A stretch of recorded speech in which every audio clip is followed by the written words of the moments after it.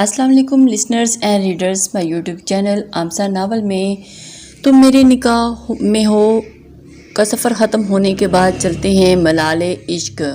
बहुत ही रोमांटिक हवेली based novel है listeners, kidnapping based novel है लिसनर्स। बहुत ही इनोसेंट हीरोइन के साथ और रूड हीरो के साथ, और हीरोइन बहुत खूबसूरत, और नावल बहुत ही इंटरेस्टिंग और इमोशनल होने जा रहा है लिसनर्स। अपने कमेंट्स का इजहार ज़रूर किया करें, ये हमारी हौसला अफजाई होती है। प्लीज़ लिसनर्स अपने कमेंट्स और लाइक्स ज़रूर दिया करें। खामोश लिसनर्स की तरह जस्ट नावल को ना देखा करें। उम्मीद करती हूँ कि आपको ये नावल बहुत पसंद आए। नावल तो बहुत अच्छा है, लेकिन आपने अपनी राय का इजहार ज़रूर करना है और आपने मुझे ये बताना है कि आपको मेरा नावल का अंदाज़ कैसा लगता है पढ़ने का। जी तो चलते हैं बगैर देर के आज के नावल की जानिब। वो अपने नरम गरम बेड पर औंधे मुंह बहुत सुकून से और बहुत गहरी नींद से सो रही थी जब सलमा बेगम उजलत भरे अंदाज में उसके कमरे में आई और यूं घोड़े गधे बेच कर सोते देख अपना माथा पीट लिया। वो दांत किचकिचा कर बेड तक आई थी और उसे पकड़कर झंझोर डाला और जल्दी से अलमारी से मसरूफ अंदाज में उसकी चीजें बाहर निकालने लगी। अरे नलायक, सुस्त और कामचोर औलाद भी अल्लाह ताला किसी को न दे। हरीम किसी चीज की हद होती है। आज भाई की बारात है और तुम घोड़े गधे बेचकर सो रही हो। मालूम है ना अस्मा के घर वाले लोगों को बार बार ताकीद करे के टाइम पर आना। वो आंखें मलते और मुंह के जाविये बिगाड़ते देख तिल मिलाकर बेनुक्त सुनाएगी और बुरी तरह झिंझलाई। मम्मा कसम से बहुत ही जालिम है आप। एक तो रात मेहंदी का फंक्शन इतना लेट हो गया, ऊपर से पापा की फरमाइश कि उनकी परी मेहंदी जरूर लगवाए। रात 4 बजे फजर अदा करके सोई थी मैं, इतनी जल्दी जगा रहे हो आप, ऊपर से बेइज्जती भी कर रहे हो। वो जुमाइयाँ रोकती अब अंगड़ाइयाँ लेती सलमा बेगम को इतना क्यूट लगी कि बेइख्तियार ही वहीं उससे निगाहें चुरा गई कि मुबादा उनकी नाजुक सी अकलौती गुड़िया को उनकी हुदी नजर न लग जाए। अब बातें मत बिगाड़ो हरीम, उठकर जल्दी से फ्रेश हो जाओ, तुम्हें पार्लर जाना भेजूं। सलमा बेगम ने उसका आज का ड्रेस, ज्वेलरी और सैंडल वगैरह रख कर उसका बैग तैयार किया। मम्मा थोड़ी देर और सोने देना प्लीज़, इतना हुआ अच्छा ख्वाब देख रही थी और मेरे ख्वाबों का शहजादा सफ़ेद घोड़ों पर सवार मेरी जानिब चला आ रहा था, मुझे इस दुनिया से चुराकर अपने साथ ले जाने के लिए। हा हा हा। वो चेहरों पर चेहरा हाथों में छुपाकर शर्माने की एक्टिंग करती दोहरी होने का नाटक करने लगी तो सलमा बेगम ने अपना रुख अलमारी की जानिब फेंक कर लहबों पर दर आने वाली मुस्कुराहट का गला घोंटा। और वैसी तो ही थी शोह और चंचल चुलबुली सी लड़की, वो घर भर अपनी ऊट पटांग हरकतों से मलहूज किए रखती। ओह सलमा बेगम लंबा सा हंकार भरा। अल्लाह करे तुम्हारी असल जिंदगी में शहजादा घोड़े पर सवार होकर आने के बजाय एक जलाद हिटलर टाइप बंदा आए और तुम जैसी सत निकम्मी और कामचोर लड़की के तमाम बलकस निकाल कर तुम्हें तीर की तरह सीधा कर दे। सलमा बेगम ने दांत खिंचाकर कहा तो खिलखिलाकर हंसी और बेड से नीचे उतरकर उनकी पुश्त पर उनकी गर्दन में झूल गई। हरीम को सीधा करने वाला कोई पैदा नहीं हुआ, बल्कि वो हरीम से पनाह मांगे। छी छी छी छी, बेचारा, तर्स आता है मुझे उस नादीद वजूद पर। वो फिर कहका लगाकर हंसी और कुछ याद आने पर दांतों तले लब दबाए। मैं पापा को जाकर कहती हूँ मम्मा बोल रही हैं कि असल जिंदगी में शहजादा नहीं आता जलाद आता है, मतलब आप इनडायरेक्टली पापा को जलाद और हिटल बोल रही हैं ना मम्मा, उसने मुस्कुराते दबाते हुए कहा तो सलमा बेगम उसका भुजंका रहेगी और लपक कर उसकी कमर सेंकने को अलमारी के से हैंगर उठाया, मगर वो पहले कहका लगाती जाए वो गुबा से वाशरूम फरार हो चुकी थी। सलमा बेगम तो उसे होंक बनी देखती रह गई कि ये इसने क्या कह डाला। जब वो फ्रेश होकर बाहर आई तो सलमा यूसुफ साहब से जाने की इस बहस में मसरूफ थी। पापा देखिए मेरी मेहंदी का रंग कितना अच्छा आया है। वह पुरजोश सी अपनी हथेलियां अपने बाबा के सामने फैला गई। यूसुफ साहब ने अपनी लाडली गुड़िया को मेहरबान निगाहों से देखा। बहुत आला, मेरी गुड़िया के हाथ तो बहुत अच्छे लग रही है। वाह। उन्होंने उसकी तारीफ की तो वो हमेशा की तरह बच्चों के जैसे खुश होगी। सलमा बेगम ने मुस्कुराकर ये मंजर देखा। जानती हो हरीम, बचपन में जब तुम छोटी सी थी, ईद त्यौहार के मौके पर तुम्हारे बाबा तुम्हारी हथेली पर मेहंदी की टिक्की बनाकर तुम्हारे हाथों पर शापर बांध दिया करते थे ताकि तुम्हारा चेहरा, कपड़ा और बिस्तर खराब ना हो, और सुबह तुम्हारे हाथों पर रंग देकर बहुत ज्यादा खुश होते थे। सबको दिखाते कि मेरी गुड़िया के हाथ कितने अच्छे लग रही है। सलमा बेगम ने बताया तो वो नम आंखें लिए अपने बाबा के गले से झोल गई। मगर अब हमारी बच्ची की ये मेहंदी बहुत जल्द हमें हमेशा के लिए हमें बहुत उदास करने वाली है। वो नम आंखें लिए उदासी से बोले तो हरीम बेचैन होगी। वरना क्यों पापा ऐसे क्यों बोल रहे हैं आप? अपने पापा की तरफ देखते ही वो एकदम से हड़बड़ा गई। बाबा आप परेशान नहीं हो। हरीम ने अपने बाबा का मेहरबान चेहरा अपने हाथों में थमा। अरे भाई, जब मेरी गुड़िया के हाथों पर मेहंदी, शादी की मेहंदी रचेगी तो हमें उदास چھوڑ کر رخصت ہو کر ہم سے دور چلی جائے گی نا، ہے نا؟ یوسف صاحب نے اس کی چھوٹی سی ناک کھینچی۔ میں تو اپنے پاپا کو چھوڑ کر کہیں نہیں جاؤں گی، بس بات ختم۔ ہاں نہیں تو؟ اس نے بے حد کڑوا سا منہ بنایا اور سلمیٰ اور یوسف دونوں ہنس دیے۔ تبھی وہاں عماد چلا آیا اور آتے ہی اس کے بال پکڑ کر کھینچ دیے۔ آج کے دن مجھے تنگ کرنے سے باز مت آنا چڑیل، تم تو چاہتی یہی ہو کہ ہم لیٹ ہو جائیں اور میری بےعزتی ہو نا، عماد نے کہا تو وہ حسب معمول چڑیل کہے جانے پر چڑ گئی۔ پاپا دیکھیں اس چمار کو، مجھے چڑیل بول رہا ہے۔ وہ چپٹ کر بولی تو عماد کہکا لگا کر ہنسا۔ ہاں نا، چمار کی بہن چمارن۔ عماد باز آؤ، ہماری گڑیا کو پریشان مت کرو۔ یوسف صاحب نے اسے گھر کا گھیر لیا اور پھر ارے ایسے ہی خبردار، میرے بیٹے کو عین شادی کے دن ڈانٹا آپ نے، وہ سچ کہہ رہا ہے، اس کی نکمی سست گڑیا کی وجہ سے لیٹ نہ ہو جائیں ہم لوگ۔ سلمیٰ بیگم نے بیٹے کی سائڈ لی تو دانت نکالنے لگے۔ پاپا دیکھیں مما کو، وہ پھر تل ملائی۔ اوکے سیز فائر، آ کر لڑ لینا، اور پھر بھائی اس وقت نہیں۔ عماد بہن کو پارلر چھوڑ کر تم بھی سیلون چلے جاؤ اور واپسی پر اسے ساتھ لیتے آنا، سلمیٰ بیگم نے یوسف صاحب نے کہا تو پھر عماد فوراً سے اوکے پاپا۔ وہ شرارت سے ہنسا اور حریم نے اسے گھورتے ہوئے اپنا بیگ اٹھایا اور سلمیٰ بیگم اور یوسف صاحب سے مسکراتے ہوئے انہیں باہر جاتے دیکھا۔ سادہ سا مڈل سا گھرانہ تھا۔ یوسف صاحب جب ایک پرائیویٹ کمپنی میں جاب کرتے تھے، عماد بھی اب انجینئرنگ کے بعد جاب پر لگ گیا تھا۔ عماد کی پسند کی شادی ہو رہی تھی۔ سلمیٰ بیگم سادہ سی گھریلو خاتون تھی اور گھر بھر کی لاڈلی۔ حریم بھی BSc کے 3rd ایئر میں تھی۔ یوسف صاحب کا زیادہ لمبا چوڑا خاندان نہیں تھا، اس لیے وہ اپنی فیملی کو لے کر کافی حساس تھے۔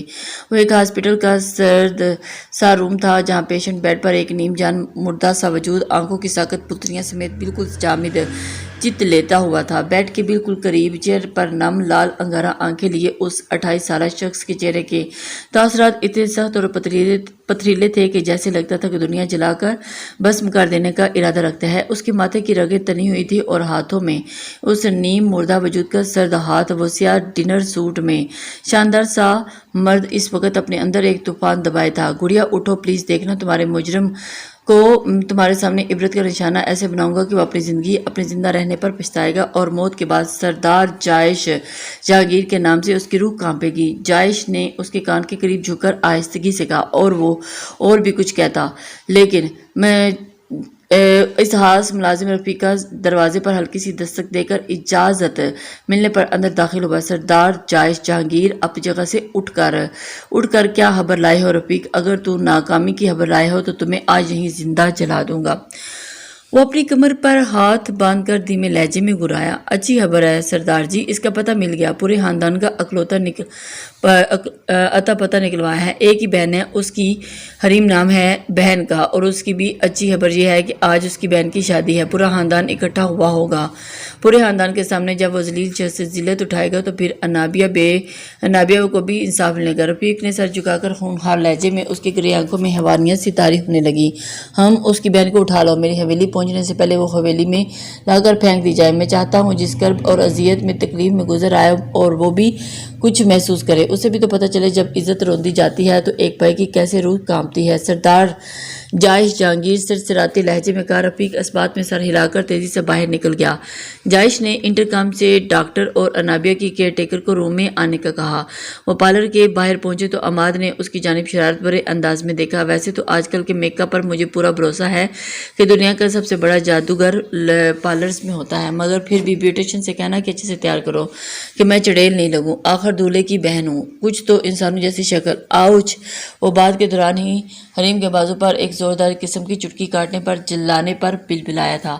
تم سے تو زیادہ اچھی لگوں گی، چمار کہیں گے، شکل دیکھو اپنی تو۔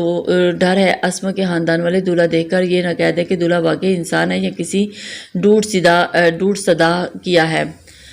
حریم نے بیگ اٹھاتے کھلکھلا کر ہنستے اپنا پورا بدلہ لیا اور عماد اسے گھور کر رہ گیا۔ اسے تو چھوٹی سی ناک چڑھانے لگی، عماد نے وہی ناک پکڑ کر کھینچی تھی۔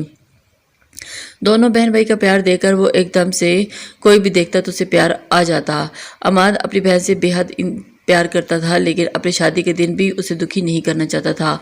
آہی جنگلی دونوں کی ایک ایسی لڑائی ہوتی تھی کہ دونوں بچوں کی طرح لڑتے تھے۔ حریم کی آنکھوں میں بے اختیار آنسو آئے کہ ناک میں موجود گولڈن سی نوز پن بری طرح ناک کے اندر چپ گئی تھی اور وہ ناک کو پکڑ کے دوڑی ہوئی۔ اس کے آنسو دیکھ کر عماد تڑپا۔ کیا ہوا حریم؟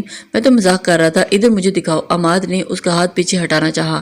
میں ٹھیک ہوں بھیا، اس نے آہستگی سے کہا۔ بھائی کی جان، بھائی کی چھوٹی سی گڑیا، اللہ تعالیٰ کرے تمہیں زندگی میں کبھی کوئی آنچ تک نہ آئے، آمین۔ بھائی تم پر کبھی آنچ بھی نہیں آنے دے گا۔ عماد نے اپنے ساتھ لگایا اور اس کے سر پر ہاتھ رکھا۔ جی مجھے معلوم ہے یہ چونچلے اس لیے ہو رہے ہیں تاکہ میں پاپا کو آپ کی شکایت نہ لگاؤں۔ حریم سنبھلی تو اس کی اداس شکل دیکھ کر اپنی ٹون میں واپس آئی تو وہ مسکرایا۔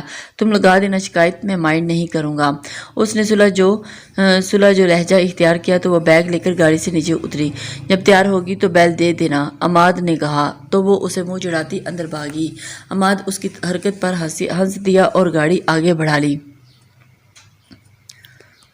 وہ ویٹنگ ایریا میں بیٹھی بیزار ہو رہی تھی، تبھی اٹھی اور سسٹر میرے پاس وقت نہیں ہے، میں لیٹ ہو جاؤں گی بارات کے لیے۔ جب میری اپائنٹمنٹ تھی تو آپ لوگ لیٹ کیوں کر رہے ہیں؟ حریم جا کر ریسیپشن کے سر پر سوار ہوئی تو ابھی وہ جواب دیتی کہ اندر روم میں سے ایک لڑکی باہر منہ نکالا اور پھر حریم اندر آ جائیں، لڑکی نے کہا تو اس نے سکھ کا سانس لیا اور جلدی سے اندر داخل ہوئی۔ اندر بیوٹیشین نے اس کا مسکرا کر ویلکم کیا۔ آپ چینجنگ روم میں جلدی سے ڈریس چینج کر باہر آ جائیں۔ اوکے، حریم کہتی چینجنگ روم میں گئی اور اپنا لباس تبدیل کیا، اور اس نے تو اپنا لباس بھی پہلی مرتبہ دیکھا تھا۔ ساری تیاری سلمیٰ بیگم نے ہی کی تھی۔ اس کا مزاج ایسا تھا کہ وہ زیادہ تر گھر کے باہر نکلنا پسند نہیں کرتی تھی اور شاپنگ پر جانا تو بالکل پسند نہیں تھا۔ کوئی بھی ضروری کام ہو پھر بھی جاتی۔ اس نے حیرت سے اپنے آپ کو آئینے میں دیکھا، متناسب سا نازک سا سراپا گورے رنگ پر ہلکے سی کامدار لیمن کلر کے لہنگے میں وہ آسمان سے اتری ہوئی پری لگ رہی تھی۔ وہ لباس بدل کر باہر آئی تو بیوٹیشین نے اسے حیرت سے دیکھا۔ حریم کنفیوز سی اپنی انگلیاں چٹکانے لگی۔ آئیے حریم، بیوٹیشین نے سر جھٹک کر کہا۔ وہ آگے دیوار گیر آئینے کے سامنے چیئر پر بیٹھ گئی۔ کیا ہوا آپی، آپ ایسے کیوں دیکھ رہی ہیں؟ مجھے عجیب لگ رہی ہوں اس ڈریس میں۔ حریم زیادہ تر خاموش بیٹھ ہی نہیں سکی، اب اپنی کنفیوژن دور کرنے پوچھ ہی لیا۔ میں یہ دیکھ رہی ہوں کہ برائڈل کے حساب سے آپ کا ڈریس کافی زیادہ سمپل ہے، برائڈل میک اپ تو اس ڈریس پر سوٹ ہی نہیں کرے گا۔ حریم، بیوٹیشین کی بات پر حریم اپنی جگہ سے اچھلی۔ واٹ آپی، یہ کیا کہہ رہی ہیں آپ؟ میرا برائڈل نہیں، پارٹی میک اپ ہے۔ حریم نے جلدی سے اس کی غلط فہمی دور کرنے کی کوشش کی۔ لیکن ایکسکیوز می مس، برائڈل میک اپ اوور میرا ہونا ہے۔ اور ابھی بات ہی کر رہے تھے کہ پیچھے سے ایک نکچڑی لڑکی سرخ برائڈل ڈریسز میں آ کر تیکھے لہجے میں بولی، اوکے بیٹھیں آپ بھی۔ وہ لڑکی حریم کے ساتھ والی سیٹ پر بیٹھ گئی۔ بیوٹیشین کا ہاتھ تیزی سے چلنے لگا۔ تقریباً 20-25 منٹ میں حریم بالکل تیار تھی، لیمن کلر کے لہنگے میں اور پارٹی میک اپ، لمبے گھنے بال سیاہ کمر پر کرل کر کے کھلے چھوڑے گئے تھے۔ وہ خود کو آئینے میں دیکھ کر حیران تھی کہ یہ وہی تھی۔ آپ ہی کافی تیز میک اپ ہے یہ، اس نے جز بز سا ہوتے ہوئے منہ بنا کر کہا۔ نہیں، آپ بہت اچھی لگ رہی ہیں۔ ارے بھائی، دولہے کی بہن ہو، روز روز بھائی کی شادی تھوڑی ہوگی، اٹس اوکے، پوری قیامت ہی لگ رہی ہو۔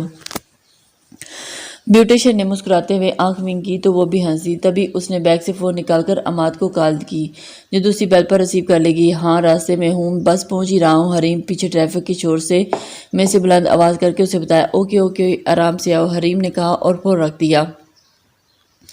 ادھر عماد نے فون رکھا، این اسی وقت گاڑی ہچکولے کھاتی اپنی جگہ پر جام ہو چکی تھی۔ شٹ، کیا مصیبت ہے؟ اس نے اسٹیئرنگ پر ہاتھ مارا۔ ادھر وہ ویٹنگ روم ایریا میں بیٹھی انتظار کر کے بیزار ہو چکی تھی، تبھی ایک لڑکی اندر آئی۔ حریم، ایک دم سے اس نے پکارا۔ جی۔ وہ جلدی سے اپنا بیگ لے کر کھڑی ہوئی۔ آپ ہی حریم ہو؟ جی میں ہی ہوں، باہر آپ کے گھر والے آپ کو لینے آئے ہیں۔ اوکے۔ لڑکی کی اطلاع دینے پر وہ سر ہلاتی پارلر سے باہر نکلی۔ ادھر ادھر دیکھا، عماد کی گاڑی تو کہیں بھی نہیں تھی۔ اب وہ پریشانی سے اندر واپسی کے لیے مڑی ہی تھی کہ محض چند ساعتوں کی دیر تھی کہ ایک وین اس کے پیروں میں چرچرائی اور دائیں بائیں بازوں میں دبوچ کر وین میں کھینچ لیا گیا۔ ان لوگوں نے حریم کے منہ سے چیخ نکلنے کا موقع تک نہیں دیا اور جب ایک موٹا کپڑا رکھ کر اس کے چیخ کا گلا دبا دیا اور گلی میں اس وقت کوئی بھی بندہ موجود نہیں تھا۔ وین ہوا سے باتیں کرتی اپنے پیچھے دھول اڑاتی دیکھتے ہی دیکھتے وہاں سے چل پڑی۔ حریم ہر مزاحمت توڑ رہی تھی۔ وہ جانے کون لوگ تھے، بے تحاشا ظالم اور بے حس، جو اسے بری طرح دبوچ کر بیٹھے تھے اور اس نے خود کو چھڑانے کے ہاتھ پیر چلائے، مگر ان لوگوں نے اس کی کمر ہاتھ پر باندھ کر ٹیپ لگا دی تھی اور اسے سیٹ کے نیچے پھینک دیا، اوپر کپڑا ڈال دیا گیا تھا۔ حریم کے آنسو اس کے بالوں میں جذب ہو رہے تھے۔ لاکھ کوشش کرنے کے باوجود بھی کوئی ایسا قصور یاد نہیں آیا جس کی پاداش اسے اتنی بھیانک سزا مل رہی تھی۔ یہ آدھے گھنٹے کا سفر بے تحاشا जानलेवा था, पल पल अजियत में डूबा सजा मिल रही थी। ये आधे घंटे का सफ़र बेतहाशा जानलेवा था और पल पल अजियत में डूबा था। काश आज वो पार्लर जाने के लिए निकली ही ना होती। आम दिनों की तरह आज भी वो बोल देती कि इसे घर ही तैयार होना है, नहीं कहीं जाना। अब जाने किन के चुंगल में फंस गई थी। खौफ और दहशत के मारे हरीम के दिल बंद होने को था। वो लोग खामोश थे, आपस में कोई बात भी नहीं कर रहे थे। हरीम समझ पाते कि उसे क्यों और किस मकसद के लिए अगवा किया गया। इन लोगों ने दोबारा अड्डे उसे हाथ भी नहीं लगाया था और ना आपस में कोई बात की थी और उनके मकरू अज़ाइम मालूम हो जाते थे। और हरीम दिल ही दिल में आयतल कुर्सी की विर्द किए गई। गाड़ी एक झटके से कहीं रुकी तो उसका दिल उछल कर हलक में आया।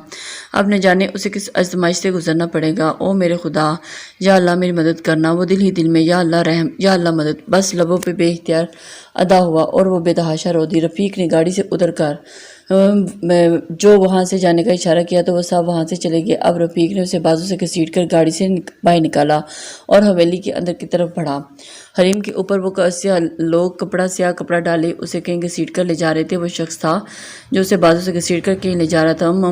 हरीम ने टेप लगे मुंह में दबी दबी चीखें बरामद होने लगी। वो बुरी तरह मचलती रही मगर रफ़ीक रुका नहीं। हवेली के खामोश दहशत ज़दा से लाउंज से गुजर कर वो उसे लेकर सीढ़ियाँ चढ़ने लगा। सीढ़ियाँ चढ़कर दूसरी मंजिल के चौथे कमरे तक आया। दरवाज़ा खोलकर उसे अंदर निकाला और खुद दरवाज़ा ला करके उन्हें पैरों वापस के लिए मुड़ गया। हरीम इस तरह से कमरे में दबीज कारपेट पर गिरी थी और स्याह कपड़ा सिर कर दूर जा गिरा था। वह तड़प कर सीधी हुई। कमरा काफ़ी आलीशान था मगर इसमें मलगजा सा अंधेरा था। मगर वो यहाँ क्यों थी ये चीज़ सोच सोच कर वो पागल हो गई थी। उसने काफ़ी हाथ पैर चलाए मगर अपने बाजू उसे अपनी मजबूत रस्सी से आज़ाद न करवा सकी और उसकी दर्द से चीखें निकल रही थी। क्या बकवास कर रही हैं आप? मैं जो अभी अभी यहाँ आया हूँ तो क्या मेरा फरिश्ता आया था उसे लेने का? हाँ है मेरी बहन, बताएं मुझे, मैं पूरे पार्लर को आग लगा दूंगा। अमाद पूरे पार्लर में उसे देख चुका था और अब उसका दिमाग घूम चुका था। तभी भूख के शेर की मांदे गुराया था। पार्लर वाले भी बेतहाशा परेशान हो चुके थे। यकीन करें मिस्टर अमाद, हमारे पार्लर का एक मकाम है। हम अपने कस्टमर की जान माल की हिफाजत खुद से बढ़कर करते हैं। बाहर यही कहा गया था कि हरीम को बुला दें, उसके घर वाले लेने आए। पार्लर वाले ने तहम्मुल से उसे समझाने की कोशिश की लेकिन अमाद अब परेशानी के आलम में बाहर निकला था। पापा को भी फ़ोन पर तमाम सूरत हाल से आगाह कर दिया। वो बाला उस आस पास हर जगह ढूंढते फिरे, कोई सुराग भी तो मिल रहा था। वो लोग कौन थे जो उसे लेकर गए थे? यूसुफ साहब और अमाद बहुत ढूंढा मगर वो कहीं न मिली। सलमा बेगम ने रो रो कर बुरा हाल कर दिया मगर उनमें इतनी तो इंसानी जिंदा थी कि वो अपनी बच्ची की परेशानी की वजह से किसी दूसरे की बच्ची को दुल्हन बनाकर यूं ही रहना नहीं छोड़ सकते थे। इस सब ने उसका क्या कसूर था? अमाद ने मना करना चाहा मगर यूसुफ साहब ने सख्ती से हुक्म दिया कि वो लोग बारात लेकर लाजमी जाएंगे। तब वो लोग बारात लेकर गए और सादगी से अस्मा को रुखसत करवा लाए। बारात घर वापस आई और पूरे घर में अजीब सोगवारी से फैल गई। यूसुफ साहब तो हाल में ही हरीम की तलाश में फिर से निकल गए थे। अब घर में चंद मेहमान सलमा बेगम थी। अमाद अस्मा के पहलू में बैठा बेतहाशा बेचैनी से पहलू बदल रहा था कि तभी एक धीमी सी निस्वानी आवाज़ सुनाई दी। आप मेरी फिक्र मत करें, किसी की परवाह मत करें, जाएं चेंज करके हरीम को ढूंढने जाकर मैं इधर ही हूँ और मेरी फिक्र करने की ज़रूरत नहीं। अस्मा ने उसके कान में सहर तारी किया और फिर अमाद बहुत शुक्रिया अस्मा, अमाद ने नम आंखों से कहा और फ़ौरन वहाँ से उठा और सलमा बेगम की परेशानी के बावजूद वो चेंज करके दोबारा से घर से बाहर निकल गया। सरदार जायज जहांगीर सर्द सपाट लहजा चेहरा अपनी गाड़ी से नीचे उतरा और सामने ही रफ़ीक हाथ बांधे उसके सामने आया। हम उसकी बहन को उठा लाए सरदार जी, रफ़ीक ने कहा तो उसकी आंखें लहू छलकाने लगी। किधर है? मुख्तसर पूछा। आपके कमरे में, रफ़ीक ने कहा तो वो गम और गुस्से से पागल हो गया। तुम्हारी हिम्मत कैसी हुई रफ़ीक उसे मेरे कमरे में रखने की? अभी के अभी निकाल कर हाल मिलाओ, वो कहता तनफन करता आगे बढ़ा जबकि रफ़ीक उसके पीछे ही लपका था। हरीम उस दबीज कलीन पर बैठी अपनी किस्मत पर आंसू बहा रही थी जब कमरे के दरवाजे के बाहर पहाड़ी बूटों की धमक सुनाई देने लगी तो हरीम का दिल हलक से उछलकर हलक में आया और दरवाज़ा खुला। हरीम का दिल किया कि कहीं छुप जाए मगर वही शख्स इत्मीनान से अंदर आया जिसने उसे एक झलक गाड़ी में देखी थी। ये वही तो फिरौन था जो उसे उठाकर लाया था। सुनो लड़की, तुम्हारे लिए अच्छा ये है कि सरदार के सामने अपना मुंह बंद रखा।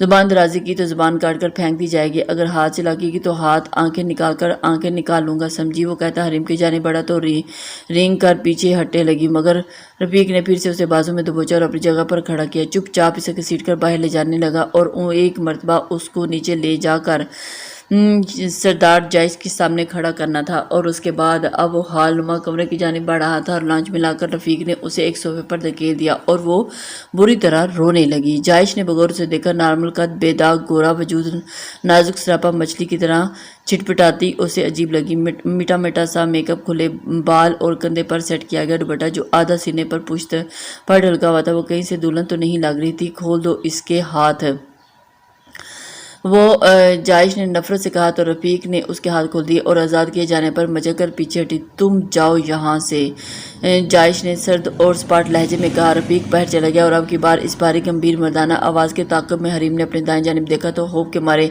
پورے جسم میں ایک سنسنی سی دوڑ گئی۔ السلام علیکم